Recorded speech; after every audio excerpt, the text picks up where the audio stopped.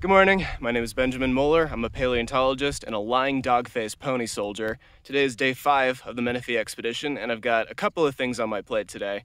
So, as you saw yesterday, we've found a ton of new stuff in this new area. We're really excited to continue working, and that turtle is going to be burlapped today and possibly popped. But I'm also in this new area where the osteoderms, the armor of a very large alligatoroid Deinosuchus, have been recovered. 2 years ago, I wrote a paper describing the first material of Deinosuchus known from the Menefee Formation, and already within 5 days of this trip, we found more Deinosuchus at least 2 new locations. So there's a lot more to study here, and we've got a bone in the ground that Joni is going to be gluing up and keeping an eye on while I go run back over to the turtle to help with mixing the plaster and setting the bandages and stuff. So it's going to be a busy day for me, hopefully full of all kinds of new discoveries. Bone in the ground.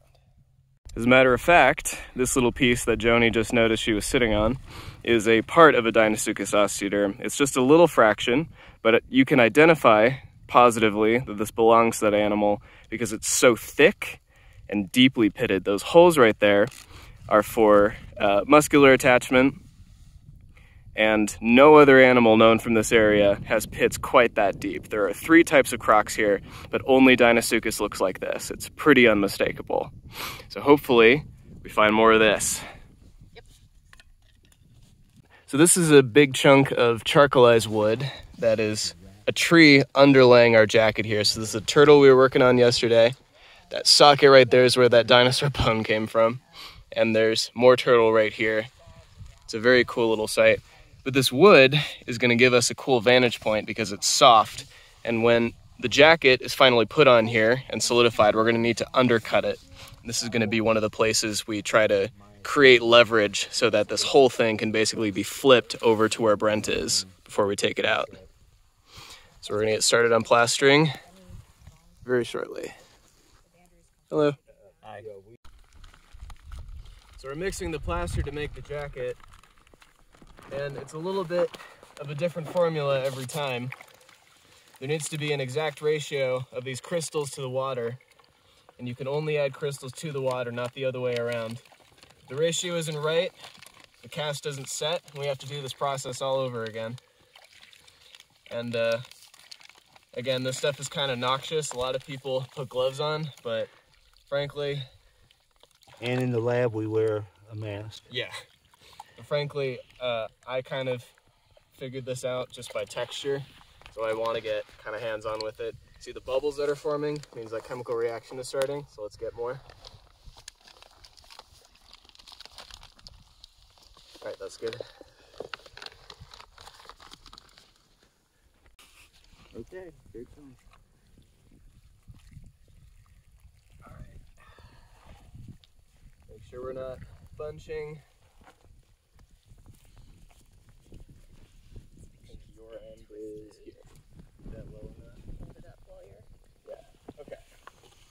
Pull that around. Excellent. Make it around a couple times. How's that? Yeah, start pushing it in. Start pushing it in. I want this lower.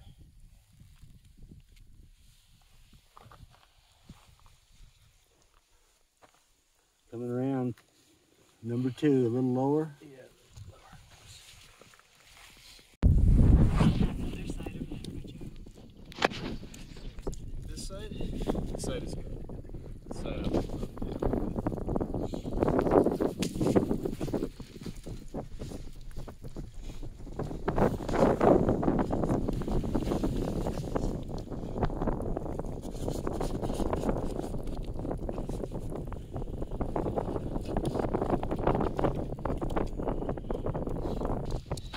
The whole process only takes maybe 5 minutes or so. We have to be quick with it. But it looks like we're getting solid on this side. We got this lip under here, nice and strong. So I'm hopeful.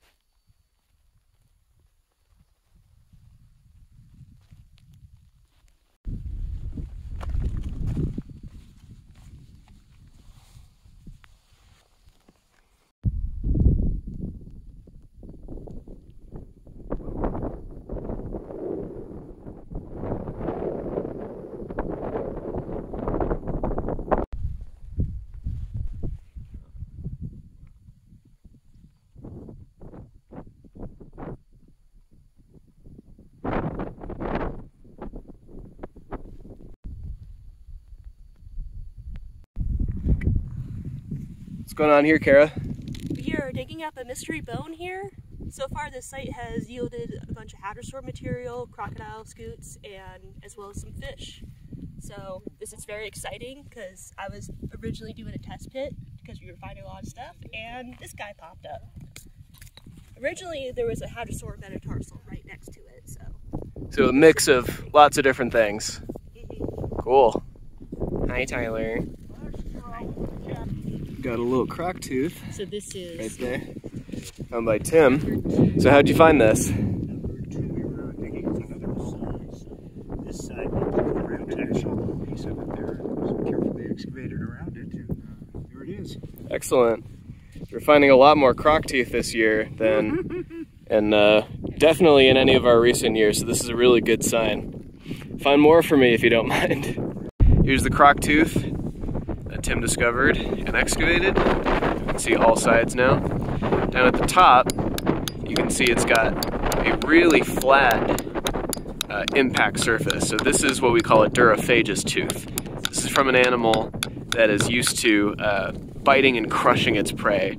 Likely turtles, because we have many different types of turtles out of the Menefee, but invertebrates as well would not have been safe from this croc. This is a piece I'm very excited to pick up. It's not bone, it's actually an invertebrate. This is a freshwater clam. Clams are really useful for telling, obviously, the salinity of the environment that we're working in, whether it's brackish or freshwater. And in the Menefee Formation, because we're so close to the ocean, some of these deposits honestly could be either. So this is a really important indication. And we've only really found one other place that has clams like this in the Menefee, in our research areas. Keep going, keep going. We got to flatten it down. We're inside.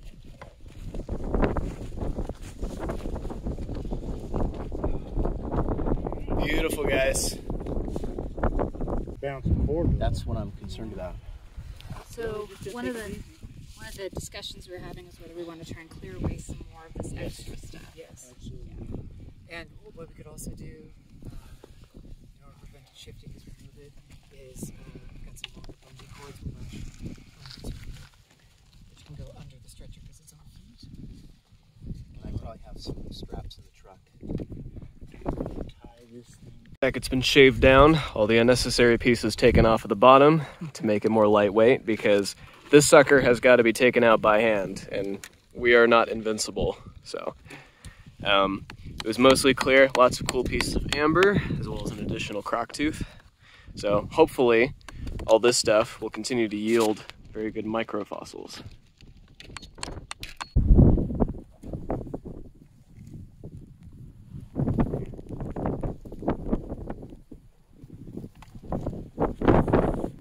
Straight ahead, Joe.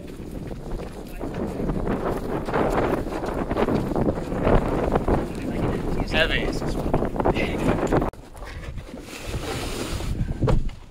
I need to pull.